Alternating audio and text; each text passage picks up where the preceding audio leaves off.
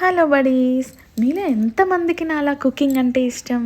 నాకు కుక్ చేసి ఇష్టమైన వాళ్ళకి వడ్డించడం అంటే చాలా ఇష్టం.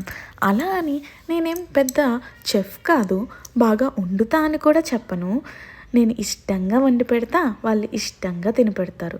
వాళ్ళు తిని బాగుంది అని చెప్తే ఆ ఫీలే వేరు కదబ్బా. కొన్నిసార్లు వాళ్ళు బాగుంది అని చెప్పకపోయినా ఆ కర్రీని మళ్ళీ మళ్ళీ వేసుకొని తింటారు. అంటే వాళ్ళకి ఆ కర్రీ నచ్చిందనే కదా అర్థం. అదే మా హస్బెండ్ అయితే ఇన్ కేస్ తనకి ఆ కర్రీ కానీ ఆ డిష్ కానీ నచ్చితే నెక్స్ట్ రోజు మళ్ళీ వెళ్ళి ఆ వెజిటేబుల్స్ మళ్ళీ తీసుకొచ్చి బోర్ కొట్టేంత వరకు వండమంటారు.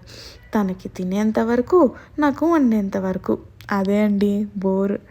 వండి వడ్డించడమే కాదండోయ్, నేను బాగా తింటా కూడా. I'm a book foodie also. అవును, నేను కుక్ చేసేటప్పుడు ఎవరో ఒకరు నా పక్కన ఉండి కబుర్లు చెప్తే నాకు భలే అనిపిస్తుంది. కానీ ప్రతిసారి అలా అవ్వదు కదా. అప్పటికి వీకెండ్స్ ఒక చైర్ తెచ్చి బలవంతంగా మా హస్బెండ్ని కూర్చోపెడతా. ఇప్పటి నుంచి ఆ ప్రాబ్లం లేదు, ఎందుకంటే మీతో కబుర్లు చెప్పుకుంటూ వండేస్తా. ఇంతకీ మీరేం చేసుకున్నారు ఈరోజు స్పెషల్స్? అండ్ మీలో ఎవరికైనా ఏదైనా డిషెస్ తినేటప్పుడు మెమొరీస్ గుర్తొస్తాయా?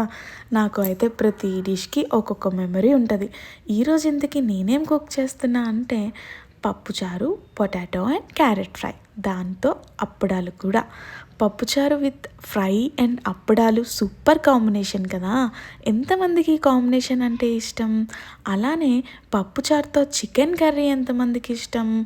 ఆ కాంబినేషన్ కూడా సూపర్ ఉంటుంది. ట్రై చేయకపోతే ఒకసారి ట్రై చేసి చూడండి. నేను పప్పుచారు కానీ సాంబార్ కానీ చేసేటప్పుడు సెపరేట్గా ఇలా చప్పటి పప్పు తీసుకొని పెట్టుకుంటా.